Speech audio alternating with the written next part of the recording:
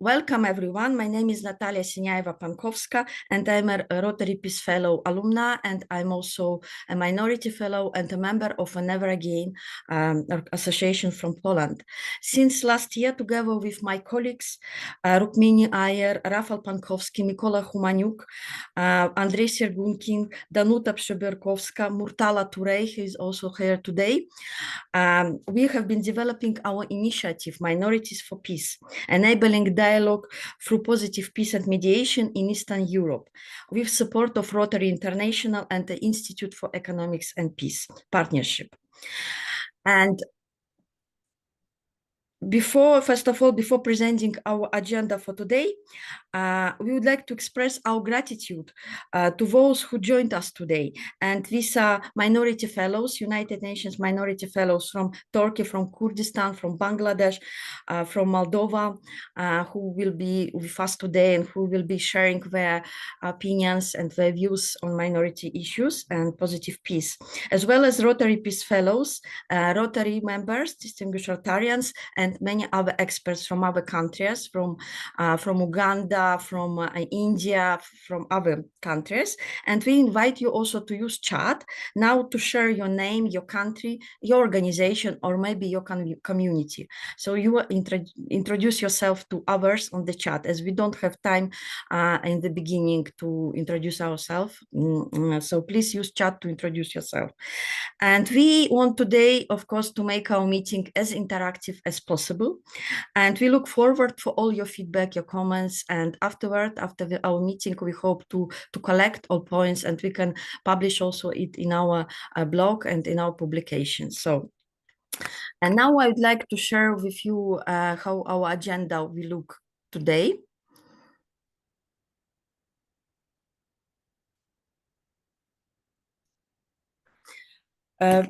So we will have very brief presentations from our speakers, from Mykola Homanyuk from Ukraine and Aleksandra from Free Buryatia Foundation, who participated in our project last year.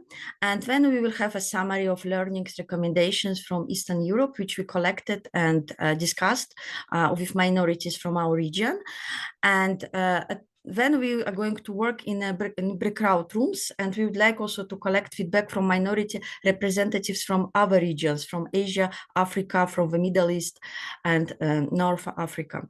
And then we have a group feedback and general discussion, exploring opportunities to replicate presented approaches globally, which will be led by Rukmini Ayer and Rafał Pankowski. And then at the end, we can discuss what can be possible steps and actions for our collaboration in the future. And I'd like also to let you know at the beginning that we are going to have 3 working groups, breakout rooms, with 3 facilitators, and this will be Mykola Homanyuk from Ukraine, who is working in Ukraine with Yazidi community, with Turk. Also, he works with Roma people, and he will be exploring opportunities about collaboration, also with the Middle East region particularly. And we will also have Rukmini Ayer, who is from Mumbai, from India. So she has also a lot of experience working in the region. And Rafał Pankowski, who is a Rotary Peace Fellow at Makerere University in Uganda. And he's an expert on genocide memorialization and reconciliation. So this is how our agenda looks for today. And let's be on time. And before going to present our next speakers, I'd like to invite my colleague Rukmini Ayer to do a Menti poll. Ayer, okay, Rukmini, please. Sure. This is a quick Mentimeter poll. We would like to get a quick sense check of what you think about some of the ideas that we are discussing here today. So the first one is around the impact of war on minority communities. I'm posting a link on the Zoom chat right now. If you're able to click on that link and head to the poll, that will take you to one particular question, which I'd like for you to respond. So the first question that we're responding to is, what comes to mind when you think of the impact of the war on minorities.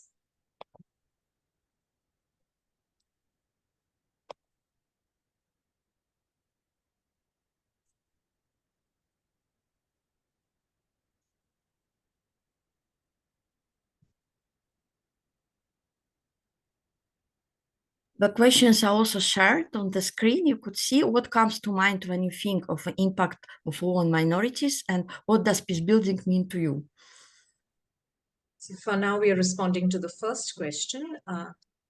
Natalia, if you could stop sharing, there are some responses that have come in on Menti, so I could share the screen there. And for those of us who've not yet shared, please click on the link in the chat, which will lead you to Mentimeter, and we'll give it a few seconds for people to respond. So we're talking about feeling a sense of pressure, displacement, uncertainty, forgetfulness is also the great threat to life and property, displacement, danger, fear. You could also write in other languages, not only in English. Можно тоже писать на русском языке в контексте сегодняшней ситуации с меньшинствами. Что приходит вам в голову, когда вы думаете о влиянии, как война влияет на меньшинства? Вы можете писать тоже на русском, в разных языках. Right to life, poverty, decline, disintegration.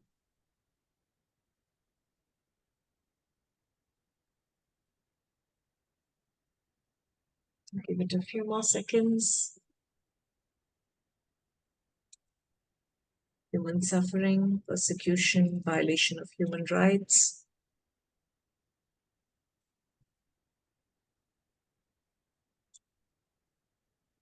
Discrimination. Environmental damage. I'm glad we're also naming the impact outside of our own species. International crimes, disappearance, broken rights, genocide, destabilization, impact on minority groups. Like Natalia mentioned, please feel free to respond in a language that you're comfortable with. It does not have to be English.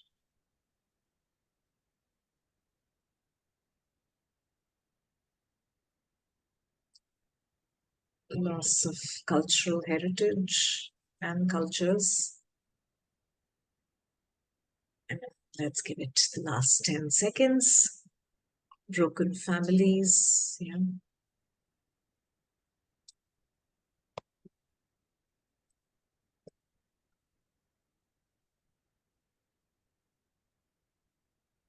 Unemployment, food insecurity, exile.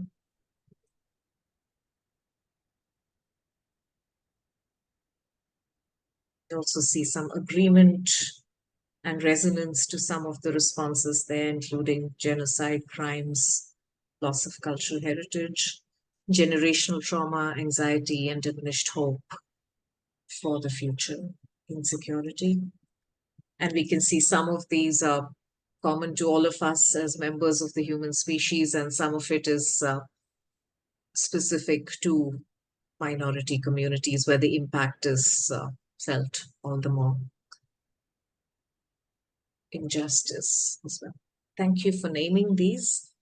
And the reason we wanted for us to start thinking about this is because our speakers will shortly dive deep into this question around the impact of war, specifically on minority communities.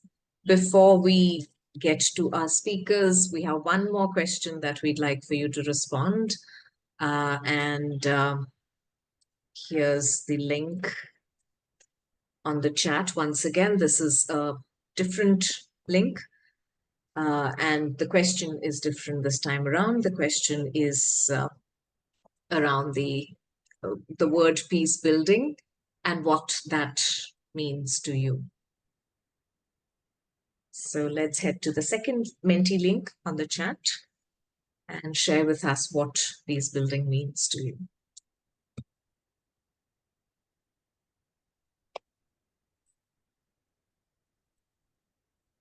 Я еще раз тоже напоминаю, что у нас есть доступен перевод на русский язык. И те, кому легче на русском языке, вы можете выбрать опцию перевода внизу и слушать перевод, а также писать свои комментарии на любом другом языке, не только на английском, если легче.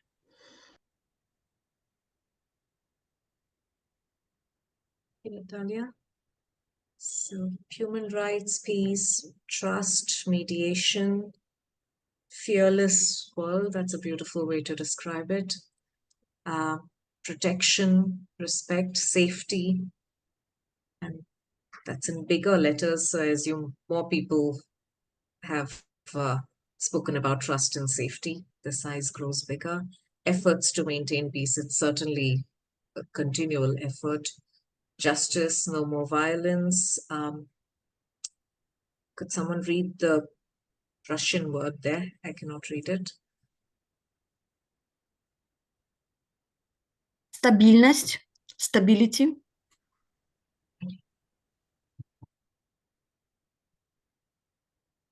No fear, borderless movement. It's a dream I share as well. Making the necessary effort. Thinking about the future. Protecting rights.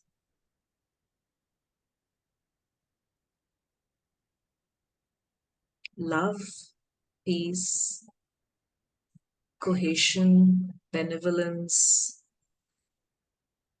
Mutual respect, I'm translating from Russian.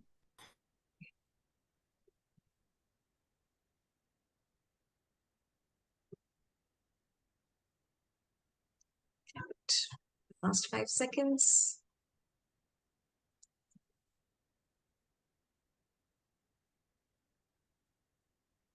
Happiness. Thank you for naming that.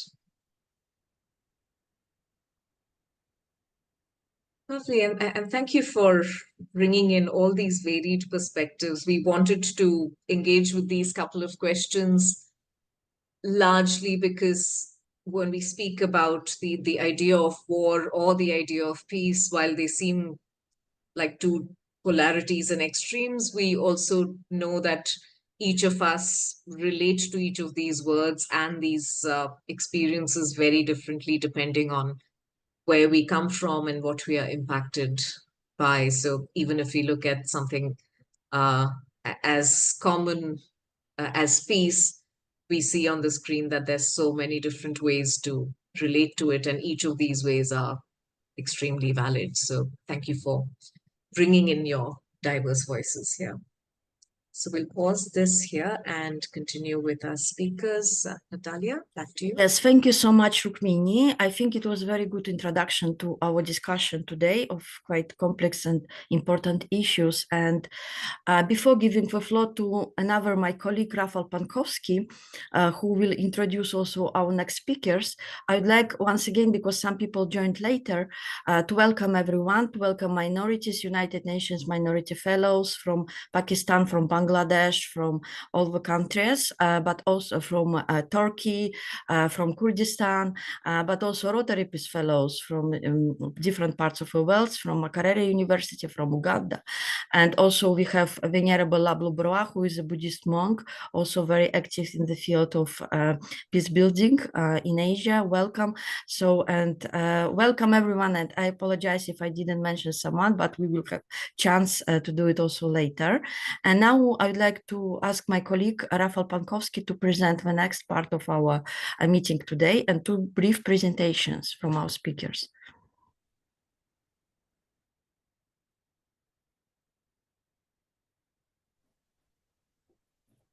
Good afternoon.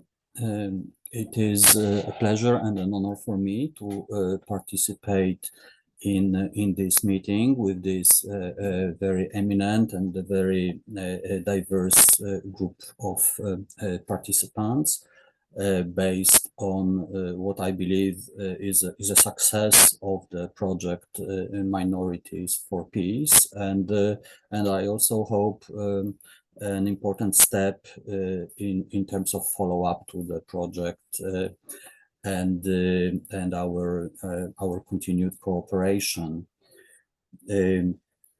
I am a member of the Never Again Association that has been one of the partners of the project.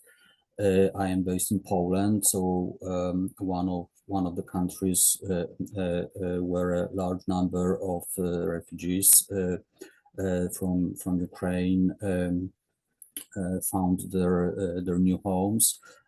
Also a country where a large number of anti-war exiles from Russia came to live, and of course with the important context of Polish history, I believe it is our obligation to empathize with all those who suffered from the war and its impact, including the minorities of different types, and the plight of minorities, of course, has been a special focus of our project. Now I would like to introduce the next point of our agenda, which is a presentation by one of the key members of our project team, Mykola Homanyuk. Mykola is an associate professor at Kherson State University in Ukraine. He is the chairperson of the Kherson branch of the Sociological Association of Ukraine. He is also a geographer and theater maker. Since 2022, he has been a member of the Prisma Ukraina War, Migration and Memory Group. Mykola is also the author of many articles on ethnic minority issues, dedicated to the Roma people, and also to minorities such as the Yazidi and the Meskhetian Turks in Ukraine. He also runs the independent theater company, the Kherson Theatre Lab, and directs documentary theater productions. So Mykola, it is my pleasure to give the floor to you now, please. Oh, thank you, Rafa, for introducing me, and greetings for all participants. It's a real pleasure and honor to be here with you, with so prominent people from all the whole world. Today, I will try to tell you briefly about how the Russian-Ukrainian war has affected and unfortunately continue to affect national minorities in Ukraine. I will address first of all to those people who know a little about Ukraine. So maybe for the rest of the participants, my information will not be so new. So I will start. Despite that Ukraine is a mono-ethnic state, issues related to national minorities play a very important role in Ukrainian internal and foreign policy. Why, you might say to me? First of all, Ukraine in 2022 received the status of a candidate country for accession to the European Union. Therefore, ensuring the rights of national minorities is one of the objectives that Ukraine faces a potential member of the European Union. Secondly, there are several regions like South Ukrainian regions or Transcarpathian regions in Ukraine with towns and villages where national minorities make up a significant part of the population in that areas. Third, Ukraine is a homeland not only for national minorities.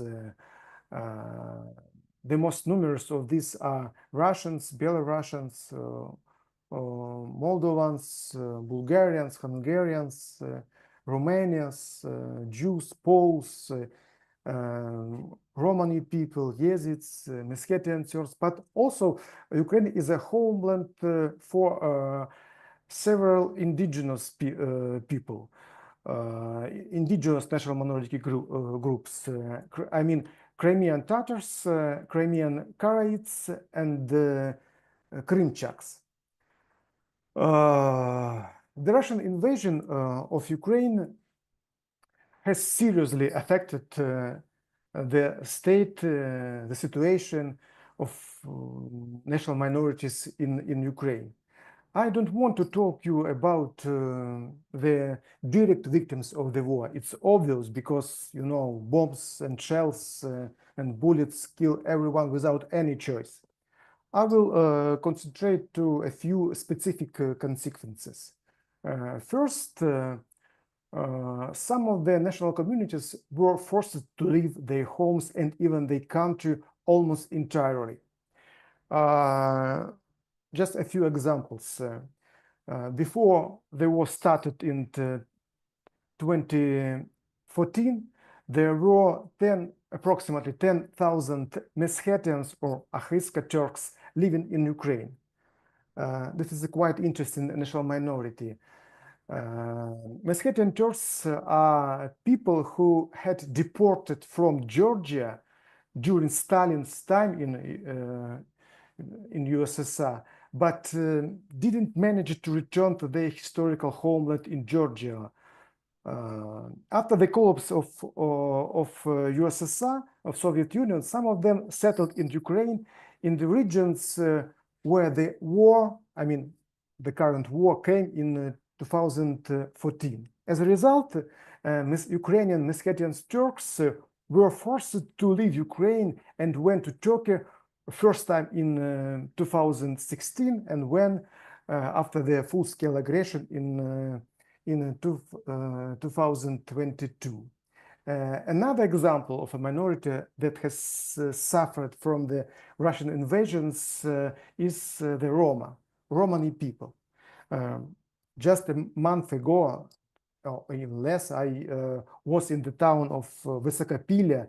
There, before the war, 1/3 of the population were Roma, actually. 1/5 of the total population.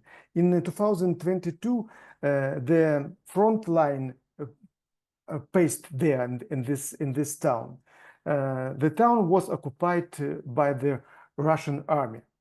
All the Roma were forced to leave their homes and traveled to different regions of Ukraine and abroad. After deliberation of this town of Vysokopilya, only some of them were able to come back. And what did they find there? Their homes were destroyed or robbed by occupants, and now they are forced to start from fundamental needs. They started to develop his householdings from fundamental needs. At the same time, the front line is only 20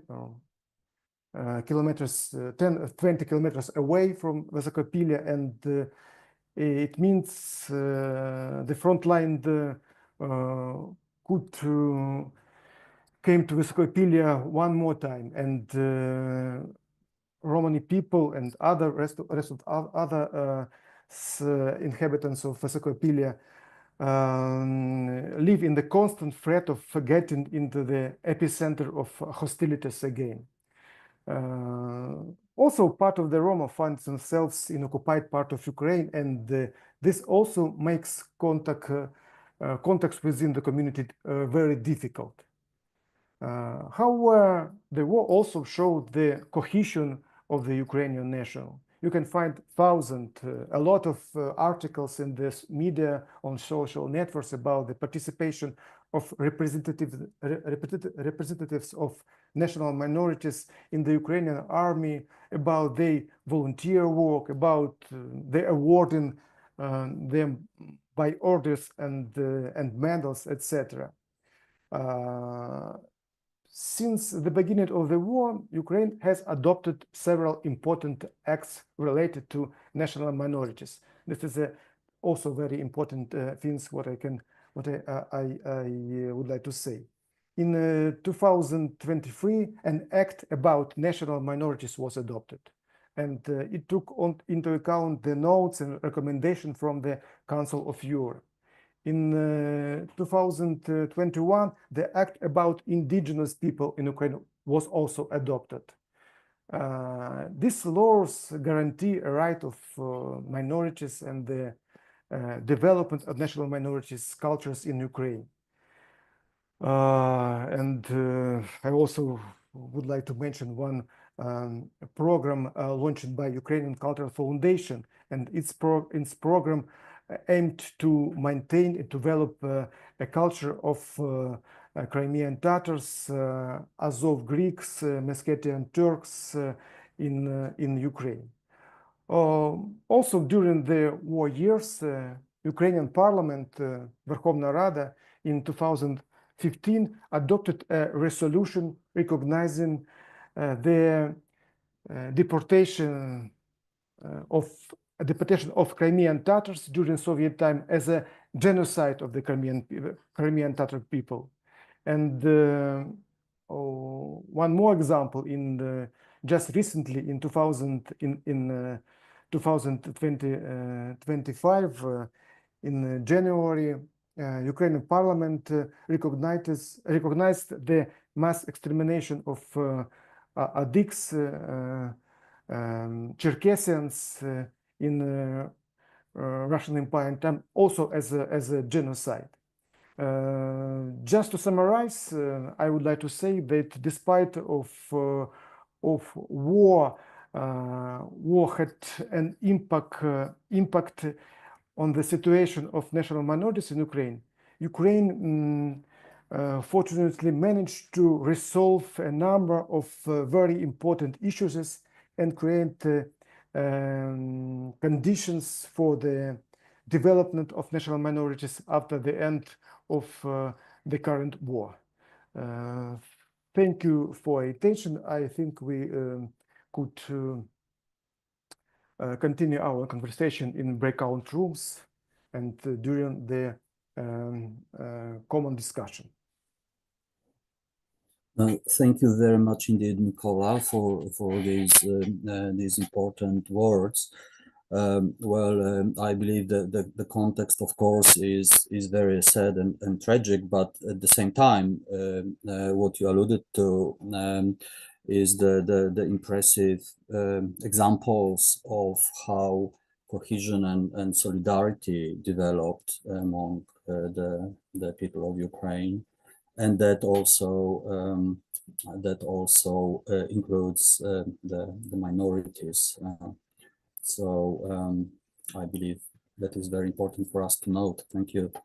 Exactly. Like you said, we will have a chance to continue the conversation in the breakout rooms. If people have any comments or questions, everybody is also invited to share them in the chat.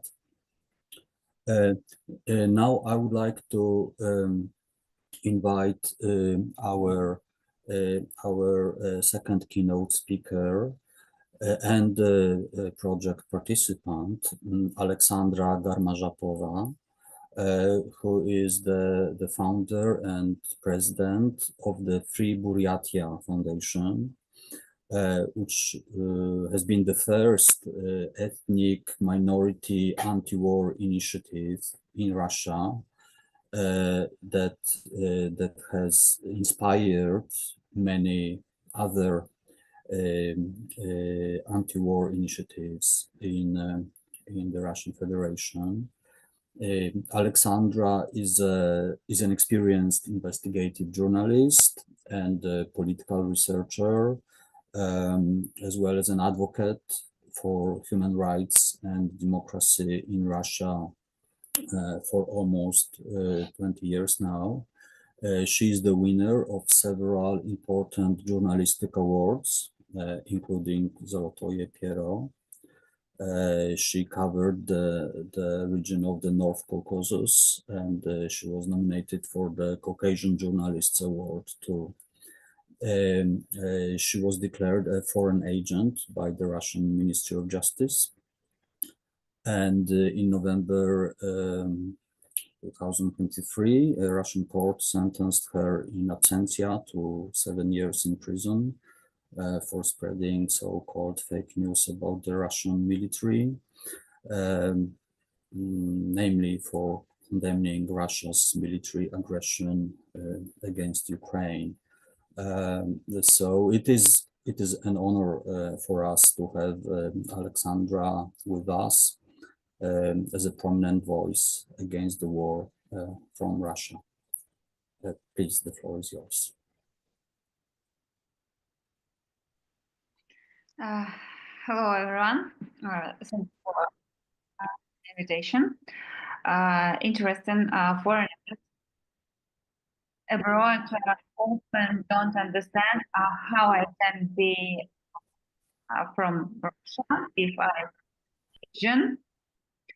Almost 200 nationalities live in Russia. Unfortunately, people don't understand about the and to be honest, sometimes I listen to translators, and now I am listening translator, and I should turn off. Yes, thank you again for this invitation. I'm from Russia, but I'm Asian. A lot of foreigners don't understand how I can be from Russia if I'm Asian, but in Russia live almost 200 nationalities. It's very important. Some nationalities to be several hundreds, some nationalities like Buryats, I'm Buryat, almost 500,000 people. For example, Tatars, almost above 5 million people. It's interesting for understanding what is Russia. Buryatia is a republic inside Russia. Very close border with Mongolia, maybe you know Lake Baikal.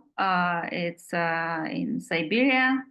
It's for your understanding this situation. And I should say about impact the war on ethnic minorities group. Unfortunately, on Buryats, it's very, very strong damage. Since there are a large number of military units in Buryatia, it was residents of Buryatia who were initially sent to war against Ukraine. This led to high mortality among the local population, as well as to the outflow of the male population from the region who did not want to fight in Ukraine. To date, according to open date, alone 2,224 dead soldiers from Buryatia have been recorded. It's important to consider that 70% of the population of Buryatia is ethnic Russian and 30% is Buryat. Both Russians and Buryats go to war because of poverty and strong propaganda by the Kremlin, obviously. Here is how a local Russian anti-war resident described what is happening in Buryatia now. There is hopelessness all around. I used to go to church on Sundays, but now I can't look at it. In addition, there are only wives of Russian servicemen and young widows in expensive cars. I'm afraid for the country. How will our children live? Several thousand residents of Buryatia left for the United States, where they requested political asylum. However, already in 2024, many of them began to receive asylum refusals for absolutely absurd reasons. For example, one Buryat who received summons to war in September 2022, and who gave us an anti-war interview, was told by a judge in the United States that Russia was not waging a terrorist war against Ukraine, and that he, as a law-abiding citizen, should have gone to fight. Famous Buryat showman Yuri Dambayev, who was persecuted in Buryatia for liking posts by Ukrainian President Volodymyr Zelensky, has been held in detention and American prison for 6 months. He crossed the border from Mexico through the CBP-1 system in September 2024. At the same time, Russia's full-scale invasion of Ukraine initiated a surge of national self-awareness among the indigenous people in Russia. The Free Buryatia Foundation became the first ethnic anti-war organization, after which dozens of other national movements emerged. In particular, Free Buryatia Foundation and New Tuva Foundation and Comedy Media. In July 2024, Free Buryatia Foundation, Free Yakutia Foundation, Yutuva, Agents of Russia, and 51 other organizations were declared extremists in Russia. They were considered participants in the non-existent anti-Russian separatist movement. And in September 2024, terrorists. In total, 172 ethnic movements were included in the list of terrorist organizations. Everyone who, for example, gave an interview to the Free Buryatia Foundation as part of the Buryat Against the War campaign is at risk, and if they denied asylum, could end up in Russian prisons. The difficulties that the indigenous people of Russia are already facing, in particular repression and serious threat in the form of Kremlin propaganda, have been added to by another one. On January 24th, 2025, the U.S. Department froze the provision of grant to other countries for 90 days, which jeopardized the work of a number of media and civil society organizations, including anti-war ethnic movements and media. For example, the large public page Agents of Russia, which writes daily about the war unleashed by Russia against Ukraine, as well as the problem of racism and imperialism, etc. It's a really difficult situation. Thank you for United States for this situation and Donald Trump, unfortunately, but it's really a big problem for us too. And now I think we are stuck in between Russian Federation and United States, but we are trying to continue our work against the war and support Ukrainians in this situation and support ethnic minorities in Russia, because we should understand that it's imperialistic war against Ukraine, and we should understand the logic by the Kremlin why Vladimir Putin likes to say that we defend our country in Ukraine because Ukraine is according to the logic of Vladimir Putin, Ukraine is part of Russian Empire, and we should defend our country on the territories of Ukraine. It's really a big problem. It's such a sad interim result of our fighting. Thank you for attention. Thank you very much, Aleksandra. It is important for us from the very beginning of the Minorities for Peace initiative also to extend our solidarity to those important voices against the war and for peace coming from Russia, including from your important initiative. Once again, I would like to encourage everybody to share their comments in the chat, and there will be a chance for all of us to continue the conversation in breakout rooms.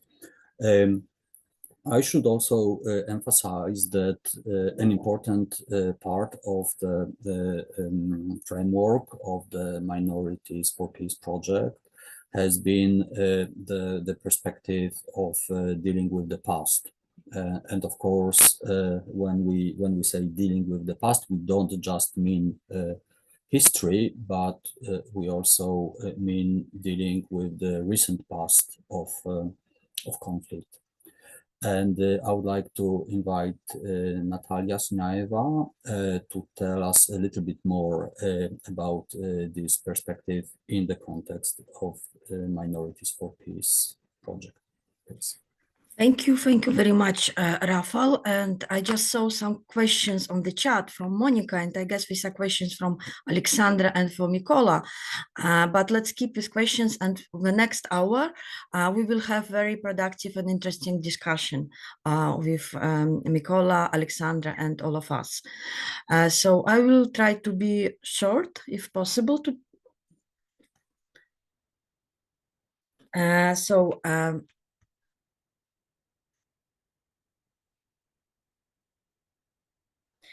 So our project, Minorities for Peace, enabling dialogue for positive peace and mediation for indigenous and minority communities in Europe, is a collaboration between several organizations, whenever again association Exiled Solutions, but also Rotary Peace Fellows, and some other organizations that supported us in Moldova and in Poland, such as Moldova for Peace, and we have a representative from this organization, Vitalia Sprinceanu here, and Ekatiras, Environmental Association of River Keepers. This organization is working to build in trust and between in a conflict zone between Ukraine and in Moldova in Transnistria. So this is a collaboration of several organizations. And how did this idea originate? It came from us, from minorities, and who felt the urgent need to act and respond to this situation, particularly in the context of ongoing war and its impact on minority communities, as well as refugee crisis. Nearly 2 million refugees from Ukraine arrived or crossed Poland since the beginning of the war. And we were not a homogeneous group, not a uniform group, but very diverse group, varying in age, gender, ethnicity, religion, disability, and many other aspects. And refugees, especially from minority backgrounds, face many challenges in host communities, including in Poland, but also believe in other European and other countries. Although they were generally welcome, there were also instances of hostility and discrimination against these minorities. And actually, host communities were not well prepared to accept such diverse groups of population. For example, in Poland, there is very teeny community of Roma people. And now we have a very large Roma population in Poland who came from Ukraine, and Polish people, they don't have experience living with them. So there was a lot of also hostility and discrimination. At the same time, we noticed that these refugees, particularly minorities, they brought valuable contributions to host communities. For example, Poland was homogeneous before the war in Ukraine, and now, because of the arrival of refugees, we have a more diverse society with many Roma refugees and many others. And these communities were contributing their skills across various fields, in business, in non-governmental organization, and more enriching Polish society. they possess huge potential, coming from different cultures and speaking various languages. And this led us to realize that we have a unique opportunity now to empower these minorities through positive peace and mediation skills. We're also exploring grassroots dialogue, especially when the war ends, because we also need to think about the future. And we are now thinking about future developing our initiative that minorities can be effective mediators. They can really contribute to this process after the war. We have been thinking about sustainable peace and about challenges that post-conflict societies will go through, dealing with the past process. Rafał has already mentioned dealing with the past. For example, such challenges as going through trauma, going through past injustices, recovery, but also denial. There is a big issue of denial also of atrocities today in Ukraine. And throughout the summer 2024, we have organized in frames of our initiative, our project, 8 online sessions on pillars of positive peace and the concept of dealing with the past and mediation, 1 in-person workshop on positive peace and mediation in Warsaw, which we organized in collaboration with the Multicultural Center also and local authorities, and two workshops on positive peace and mediation in Chisinau, in Moldova, in cooperation with Moldova for Peace and Ekatiras. And we also working to produce online resources, and you could later visit website minoritiesforpeace.org, where you will find more information about our project, all videos, recording from our lectures, and also our toolkit. And we had very diverse group of participants.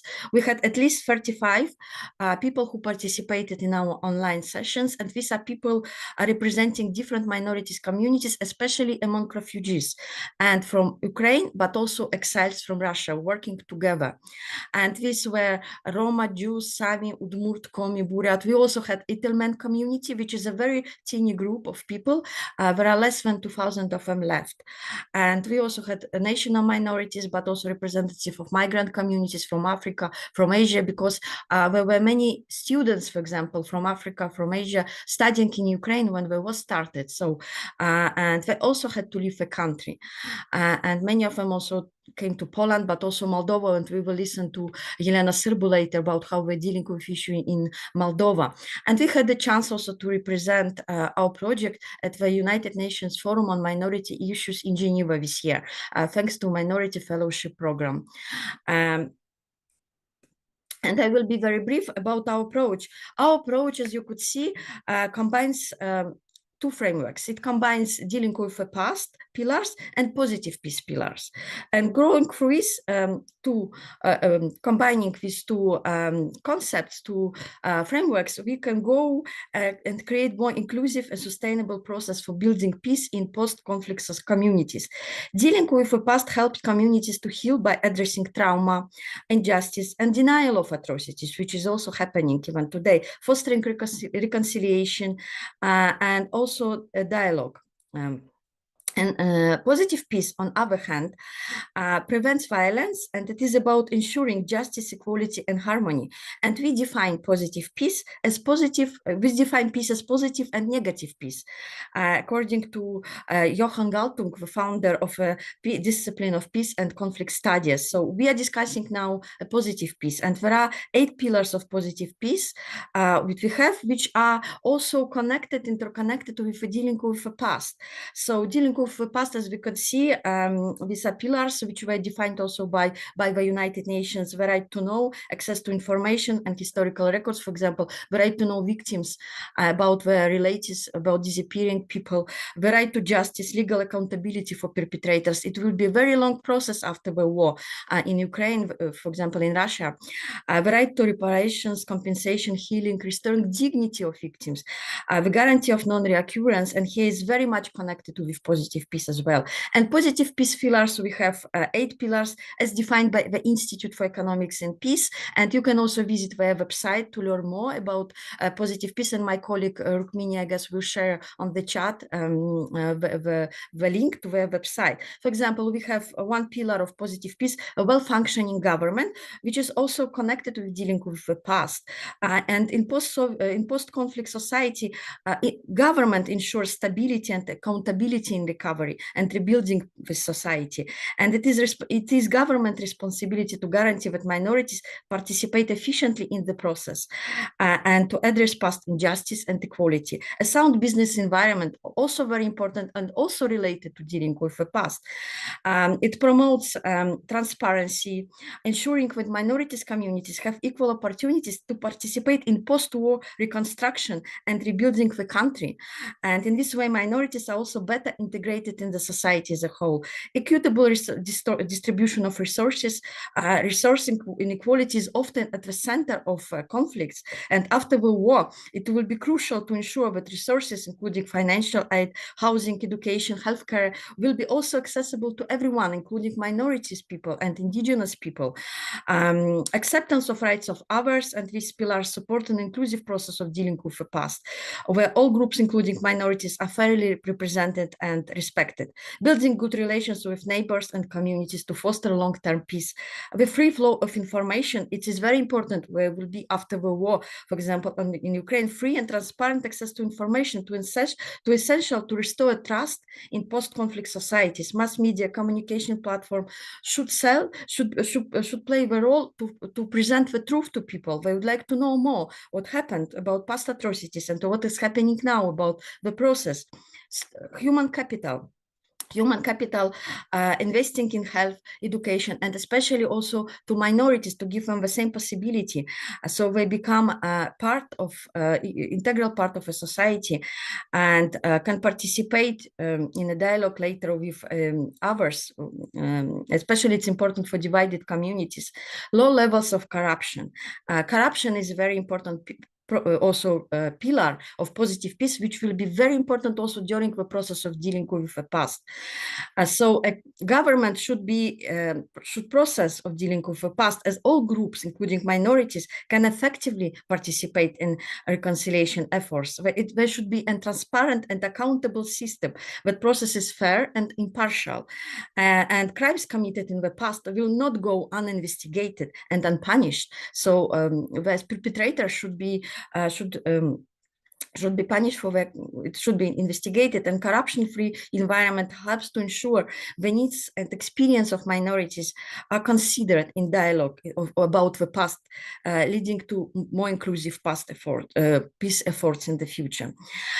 So this is a kind of our concept which we discussed a lot during this summer, and we learned that these pillars are connected. I don't know if anyone in the past tried to connect these pillars, probably yes, but they didn't think it's so directly as we, and we discussed it a lot in the summer, and we think these are very important concepts working together. And of course, what is important, what we also realized during the summer, that this concept dealing with the past and positive peace pillars were strongly interconnected with minority rights pillars. It is also integral. So protection of existence, protection of promotion of identity, equality and non-discrimination, effective participation. So all our discussions were focused also on minority rights pillars. So they're integral. So we have these three concepts which are working together. And yes, and I wanted also to mention mediation, which we organized our workshops on mediation that we started, and we would like to develop it in the future. We will have a larger program on mediation, which will be available to minorities and indigenous people with our potential partners in Germany, International Mediation Campus. And we discussed that as a learned skill, mediation is important in fostering dialogue between diverse group of people. It also helps for process of accountability and preventing escalation of violence. And in post-conflict communities, mediators can help to create a space where conflicting parties can express their injustice or grievances, understand each other's points of view, and jointly develop a peaceful solution. And within the dealing with a past framework, mediation may help to confront this historical injustice, heal and find common ground for people. And in post-conflict societies, mediators can help communities to come in terms with their past. And of course, which we discussed also, that minorities can be very effective mediators because of their skills, knowledge of languages, and especially also minorities among refugees because of their resilience, because they lived in different cultures, they went through this conflict. So they could be despite all the challenges, they can be effective mediators, and they can help the process. And last, what I would like to mention, that some key learnings from our project include, first of all, that we are focusing that our project, our initiative is a grassroots initiative and bottom-up approach. So when, for example, the war ends and when governments will have agreement and there will be a negative peace achieved, there will be still mistrust in society. And it is very important that we are working already now to prepare communities, to prepare society to overcome this period and to work for trust. And on the grassroots level, integral role of minority rights, which I have already mentioned, but they're part of positive peace framework and dealing with the past. So, and we must be loud, and we must express this also to others, to majority, that these are our rights.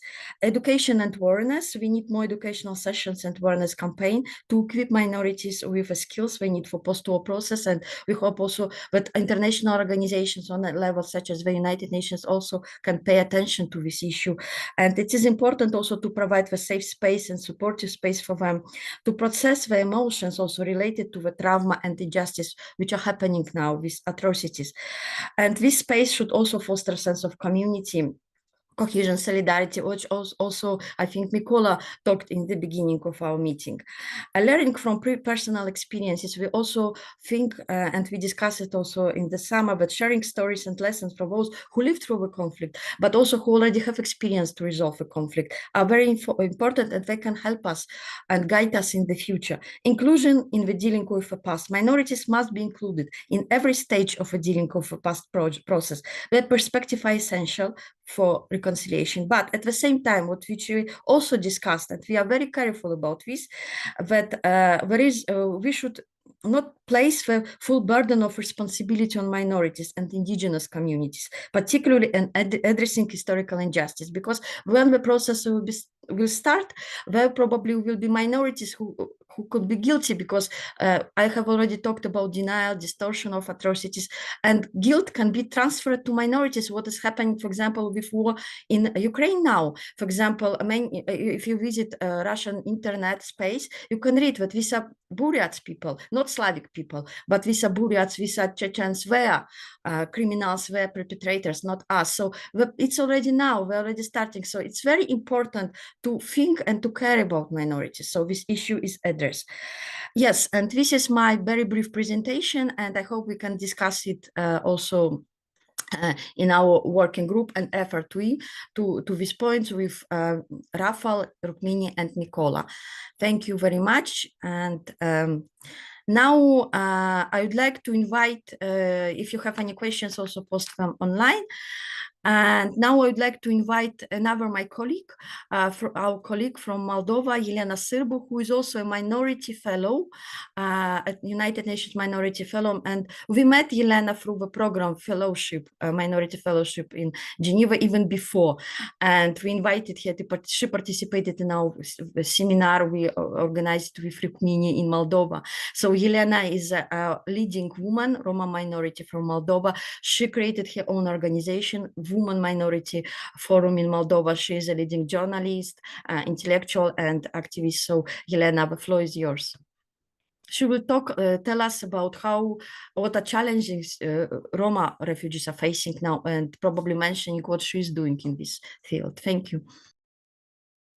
First of all, let me say all of you hello, to warmly greet you here from Moldova. Thank you, Natalia, for inviting to participate as a speaker in this such important topic. Just 2 days ago, let me start with this. We commemorate 80 years from Holocaust, from the Second War. And what we learn increases time, even here in Moldova, that because we had as our neighbor Ukrainian, and we feel very well what is mean crisis, refugee crisis, humanitarian crisis. We learned that actually in crisis time, the vulnerable group became more vulnerable, and special that groups that are ethnic minorities, that are a person with special needs, and so on. So let me start first of all with that point of view that this war in Russian, this war in Ukraine that Russian exposed has sparked a huge wave of solidarity across Europe, and we saw that even here in Moldova. Everybody, government, individuals, rushing to offer help to those more than 6 million Ukrainians that have fled the country. Although some have since returned, but the crisis has also exposed an ugly face that in many places, in many countries, Roma people are just simply not welcome. They feel discriminated and segregated. Here in Moldova, we had very good example because we had 4 shelters just for Roma, which means segregation of Roma refugee. As well, it's very important to notice that as well that in this time was very difficult for Roma people to access humanitarian aid in order to be equal and in the same place as non-Roma refugee. During these years, we felt a lot of we met a lot of kind of discrimination regarding Roma women, regarding Roma kids and elderly people, and mostly was related to that if they are Roma, they're not a refugee or they are not real refugee. And this is meaning that a lot of Roma people doesn't have identification cards. And it was very hard for them to even have proper accommodation or proper cash assistance. So now I would like my colleagues to start to share my presentation. So what we've done, it was Roma Refugee Roma Task Force together with UNHCR. We started in April 22. Till now, we have this platform, let's say, Roma Task Force, where we meet together with other NGOs, international bodies, and even national institutions to have to prioritize, first of all, the problems that face Roma, and also to see the condition of their lives and how we can improve it. Second, in this presentation, you will find, well, this is our information about us. Roma Women Platform was established in 2016. It's a non-profit organization working almost with Roma women and Roma kids, teenagers, protecting their rights, but also protecting and promoting different kind of abilities, how to become economically independent, and how to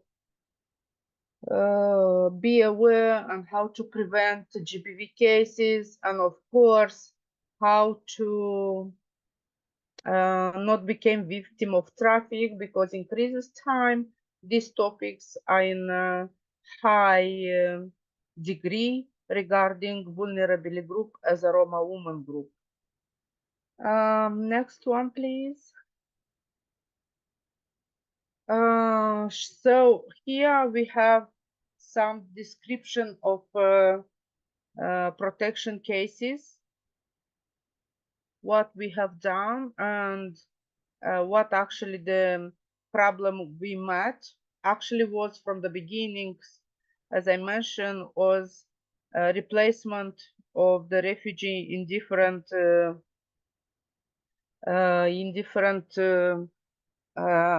refugee campus, not just different, but segregate. They never have access to the non-Roma refugee camp, which is mean the accommodation was different in non-Roma was better than in Roma segregate camp, and the food was better, and the situation better, and the activities for kids much better for non-Roma. And we see all this discrimination, and we make a report to the racial committee on April. That was we made a report about refugee for this committee, racial committee, session 112. And actually, this kind of advocacy at international level, it's helping us to raise our voice, to raise our problem that we met. And actually, Roma doesn't have an embassy as the other minority have. In each country, they have an embassy, they can address their problem. Roma doesn't have this possibility. So for us, our ambassador are international institutions and bodies, and our friends, of course, are pro-Roma organization, pro-Roma institution, and not least pro-Roma just person, individual that actually help us and align with us together in different kind of cases. So Rukmini, if you don't mind, please. Thank you. So here in the next few slides, you will see the way how we start to work with the refugee and institutional bodies, how we report the cases, and how we try to explain international bodies, local NGO, that Roma are very different. It's a homogeneous group which speak different, have different religion, have different level of integration, which is very important to see what kind of subgroups they are, where they come from, what they did in their country, and how we can make this balance to keep culture, tradition, and human rights. Because I used to say usually from assimilation to integration is like very small step, and it's important to keep and to value the importance on develop our community, the importance of cultural aspect, but in the same time to go in the same step with integration. So here I supposed to be very, let's say, aware how we do that, and it's important for us as an NGO to open our mind and as well to promote human rights through Roma community, but in the same time to be in one line with local or national bodies or international institutions. So about Roma mapping, that was done in 23. Now in 25, we finished the second Roma mapping. As the draft result, we have more than 2,500 Roma people here in Moldova, without Transnistria and Gagauzia. in Transnistria now it's escalate the situation. We have a crisis, and in that crisis suffer not just local people, but as well as refugee. We have a big number of refugee that are still in Transnistria without any documents, without any IDs, and it's very, like, at the moment we cannot help them. First of all, we don't have access as a legal representative of NGOs. We don't have access in Transnistria. We cannot help them even to give to them some humanitarian aid. And because in Transnistria is being now almost 1 month without gas and electricity, we feel now so many people fled from transferring themselves and their family from Transnistria to Chisinau, to Moldova in general. And the crisis here in Moldova is starting to be even more bigger, because at the beginning we had so many international organizations that come with different projects, with different supports, and people was very happy about this. Now I can say truly that a lot of big international organization and strong organization left Moldova, and to be honest, at the moment it's very hard to find some aid, some humanitarian aid, and maybe, as you know, maybe not, but here in Moldova we have exit program, which is managed by Ministry of Social Protection.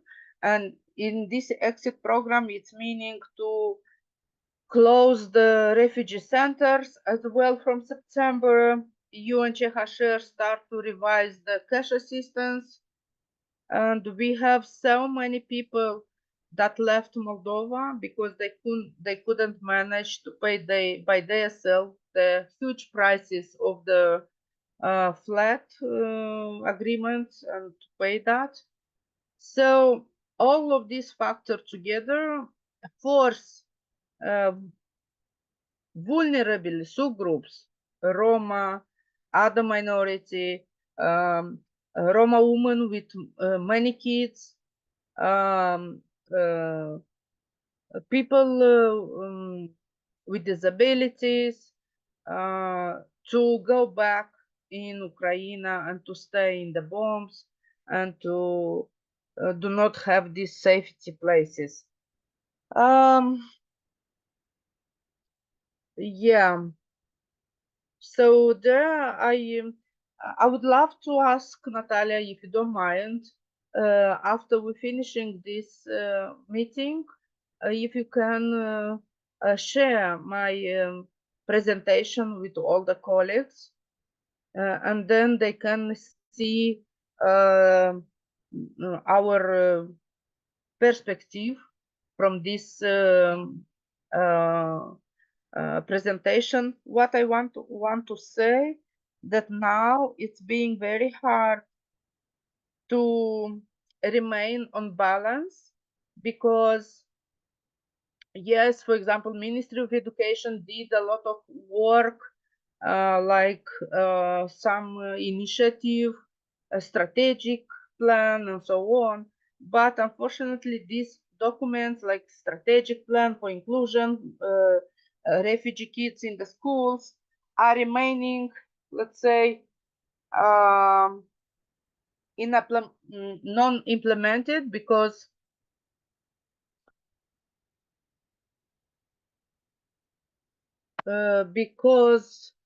first of all, this integration plan are not financial, not cover financial, and now soon we will have 3 years that have this crisis. But to be honest with you, knowing and working on the field with refugee, and I want to say something which is very important, when we have different kind of project activities, we asked to come not just Roma, not just refugee, but local and non-Roma refugee and local person as well. For example, now we are running a social laundry in our office, safe space. We call it safe space for Roma refugee, and we have people, refugee and non-refugee, I mean local and not Roma, who are coming and using this facilitation. It's a very good opportunity for us to break stereotypes and to build connection with non-Roma population. And because sometimes from our experience, we see that just Roma visually are seeing just dancing and singing, but also we can promote another and to develop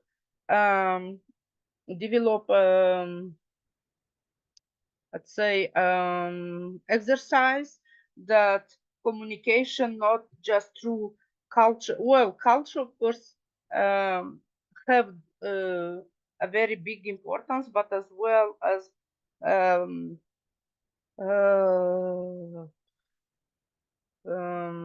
how it's called in English. I'm sorry. Collaboration and participation in different kind of activities, initiative, locally, regionally. It's really important to keep it. And of course, promoting through different campaigns, multiculturalism is part of to build together the peace in the world. Thank you so much. If I take too much time, I do apologize for that. Please remind to you, dear Natalia and Rukmini, to share my presentation with our colleagues that they can see more about what challenges we met here in Moldova. And also you just can tap on typing on Google Elena Sârbu refugee, and you'll see a lot of even CNN informational channels, even CNN and other more that you can inform yourself about what we do and actual about refugee situation here in Moldova, in special for vulnerable minority group. Thank you so much. Thank you so much, Elena, for this excellent presentation of all the work you are doing in Moldova with refugees. It's very known. And of course, we will have a recording and we will share with all the participants, and we will include it also in our kind of final publication in the project, a short description of what you are doing. And I'd like also just to remind that we also have Janusz Panchenka, who is representing Roma community from Ukraine, and he had presentation also during our last session in the summer with his project, because our participants also developed their community peace projects, and it will be soon available online. And of course, if you have any questions, now we going to the breakout rooms, and also Aleksandra is here. Thank you for your also excellent presentation. And we will have larger group discussions, and we have 3 facilitators with us.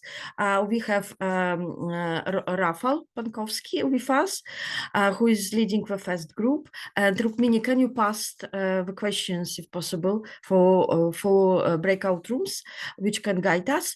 Rafał he has experience in Europe, Eastern Europe, in Ukraine, in Russia, but also he's in Asia also, but also he's a Rotary Peace Fellow now at Makerere University in Kampala in Uganda. And he's also knowledgeable about process of reconciliation and dealing with the past and positive peace, for example, in Rwanda. So, and also we have, of course, our Rukmini with us. Rukmini is from Mumbai, from India. She has also a huge, also global experience experience also working on interfaith dialogue with different communities in Asia. And we have Mykola, and Mykola is working with Yazidi community, with other minorities in Ukraine, and he is also developing a kind of wants to develop a collaboration also with another regions like the Middle East region, because many minorities in Ukraine also coming from this region. So we have 3 groups, and what I think Rukmini just shared the question for discussion. Those who would like to talk in Russian, you can stay with me in this group and we can discuss it, but I invite you to select, maybe we can do what you will select breakout rooms by yourself. So we have first group, Rafal,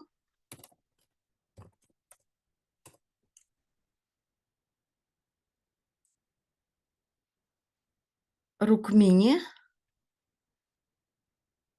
Maybe Rukmini, Rafal, Mykola, you would like to say something to the participants before?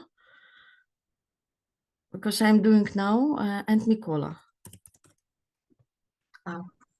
Just to state that I do not speak Russian, so it's going to be an English-speaking group. So I want to put that out. And also, in terms of the nature of my work, I've been focused on dialogue-based approaches and trauma-informed approaches in the context of looking at peace building, either from an interreligious or a gender or sometimes just geopolitical standpoint. So that's the background with which I come. And of course, as facilitators of the breakout group, our role for today is really just to hold the questions and listen to all of you. So our role is largely of documenters. Thank you, Rukmini. All groups are in English, basically, and I invite you to stay with me in Russian. We can also go through this issue.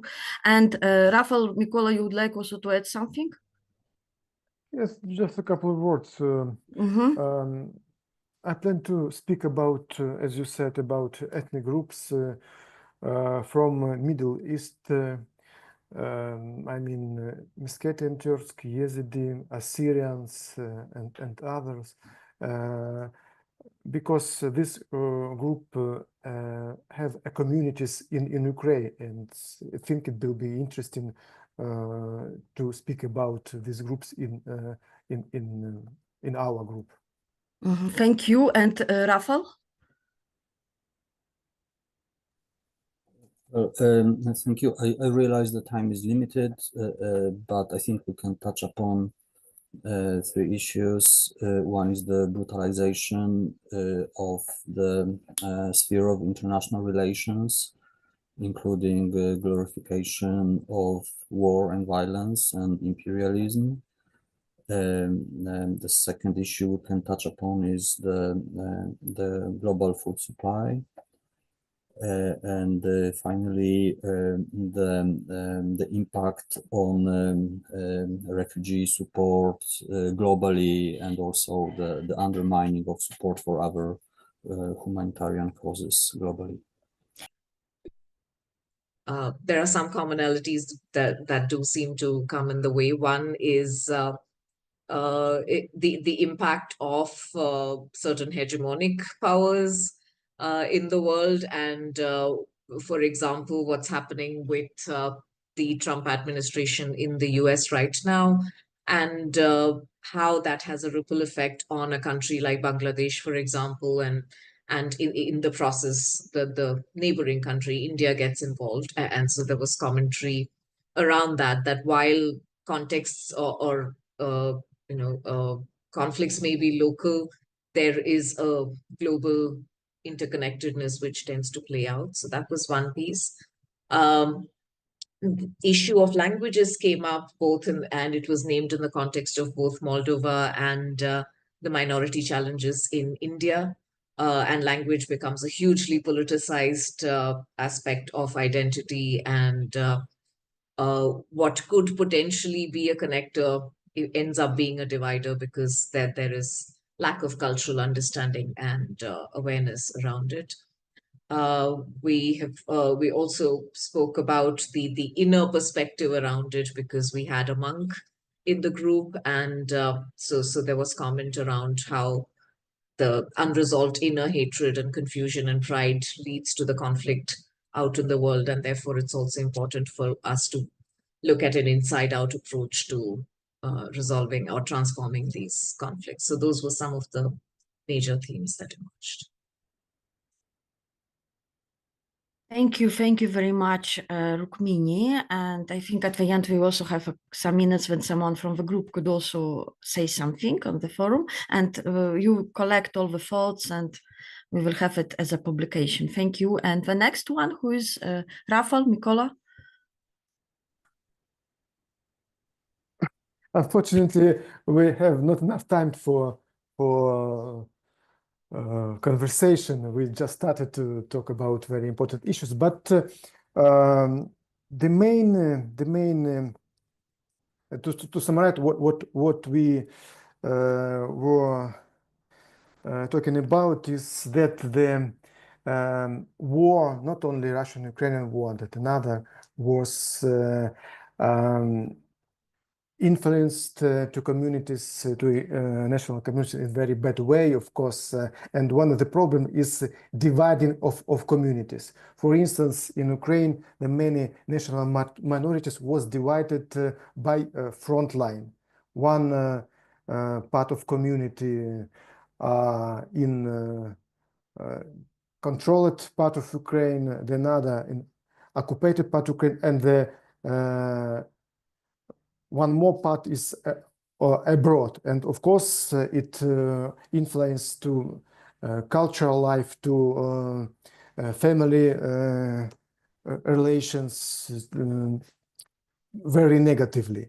And I think our community, positive peace community, could do something how to eliminate this impact, how to connect people without borders, through the borders, through the front lines. Thank you so much, Mykola. And please collect all information and also who are participants from which communities. It can be also useful to share with ours. Afterwards, Rafal. Okay, so we had a very global group also, I would say, with participants from Moldova, Nigeria, Kenya, Bangladesh, and Poland. And within the short time that we had a truly global conversation illustrating the interconnectedness of many of the problems and many of the issues, starting from the war in Ukraine through the change of government in the US to the situation of refugees in African countries. As well as, for example, the situation of minorities in Bangladesh. But I guess what was repeated several times in all those different contexts was the issue of shrinking resources for foreign aid in different contexts. It also applies to resources related to education, health, but also the general economic crisis and how it affects both the global context and minorities in particular. So I think overall it was a very interesting and valuable conversation. Thank you. Thank you very much, Rafal, for this summary. I think you had very interesting, engaging discussion, all of you. And I hope that we will produce something like to share with other groups with more details later, because we don't have so much time left. We have 4 minutes because our translator is with us, Danuta, until 5 p.m.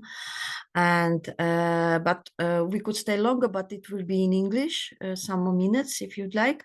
And yes, and I would like maybe to invite someone from your groups to comment also, to share your, or if you have any questions also to our presenters, to Aleksandra. And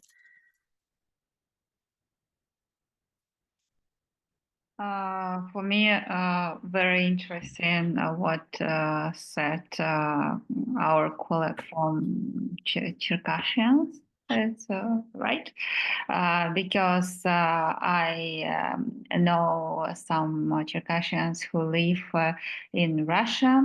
It's very different. Some people, unfortunately, support this full-scale invasion to Ukraine. Some people don't support. It's very difficult because unfortunately our communities really were divided. It's true. It's a similar situation with Buryats too, because unfortunately we know a lot of Buryats who support this full-scale invasion and who want to make some money for this war. It's a really big problem how we can explain to audience among Buryats, maybe Circassians, maybe Tatars, that it's imperialistic war and we should be against this war. It's a big question for me, and I think it's a big question for experts too.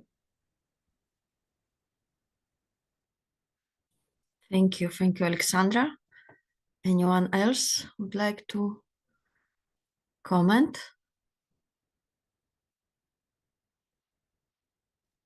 Yeah, I'd like to say something that this is Falade Olutoyin from Nigeria. I'm just thinking of the point we are with Trump coming on board as the president of America.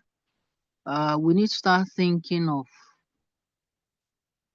if he succeeds in the peace processes to get these countries to come back together. There should be plannings now to do what I think, what I would say maybe needs assessment for different groups of what will be done, on the part of the two countries that have been impacted through this war. As an area that many organizations should get ready. For us as peace builders, we're happy. Trump is not perfect, but I think this war, if he can get into it and get it right, we'll be happy to have people come on board. So it's an area that we'll start planning to see how these assessments can be done and many interventions that can be taken to support the countries that have been impacted negatively. Thank you. Thank you for your comment. If there are no any other comments, and I hope we will continue our discussions and collaborations we just started, I think in your small groups.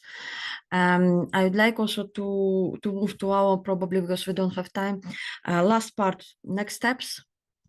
Probably what could be the next steps, and I'd like also to give the floor to my colleagues now, Rafal and Rukmini, to say something on this.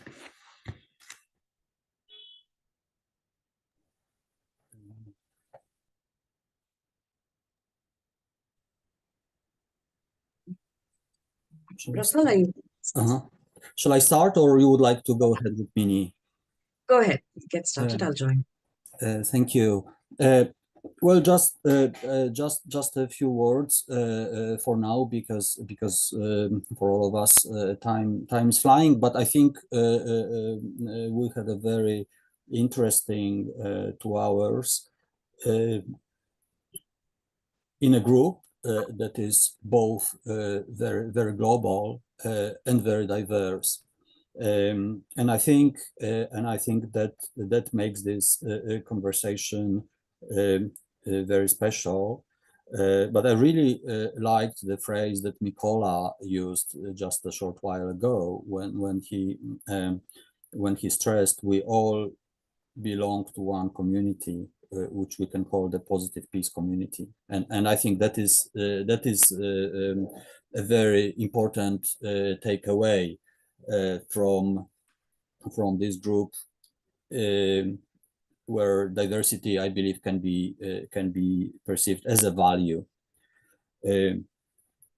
And I also want to highlight something very important that Falade has just said, that hopefully in the not so distant future, we can help each other in actually establishing positive peace, both in Eastern Europe and globally.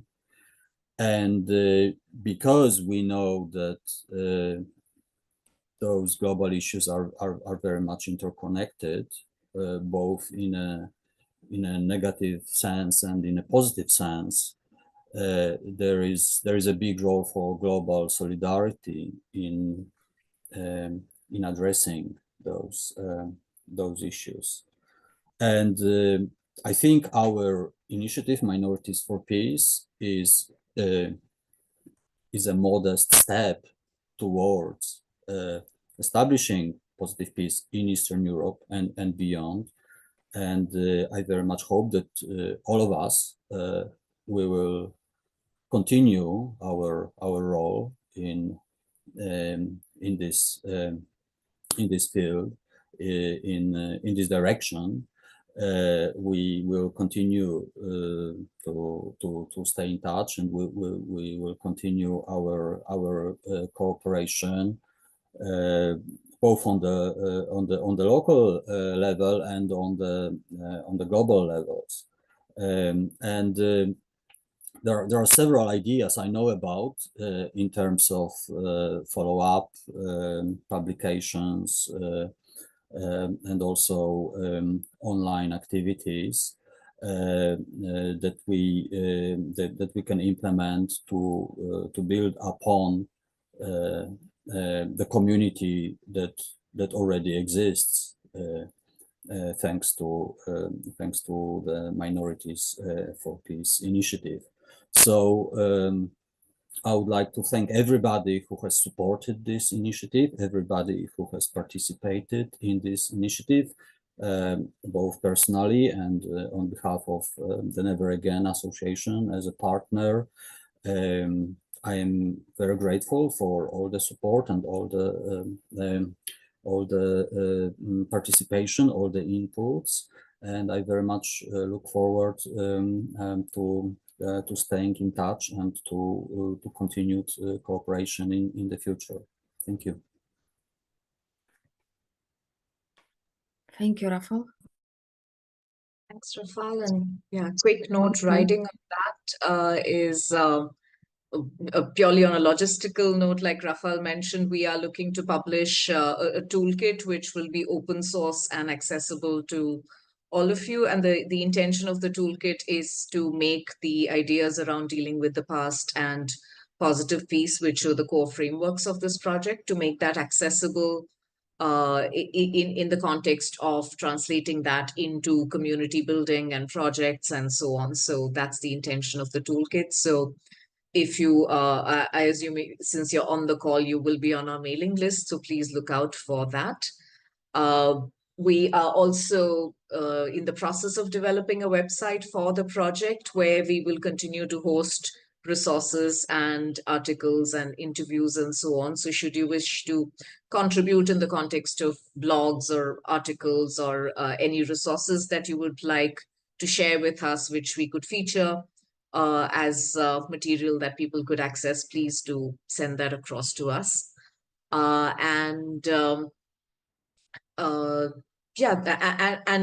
One critical thing that we have been holding and intending with this project is to make sure that the resources are available in as many minority languages as possible. And those of us within the project team have access to a few of them, and therefore we have some translations going on. However, if you are from a minority community and if you have the bandwidth to be able to translate the materials that we are generating into your language, please write into us. We would really appreciate your support. So yeah, thank you. Thank you.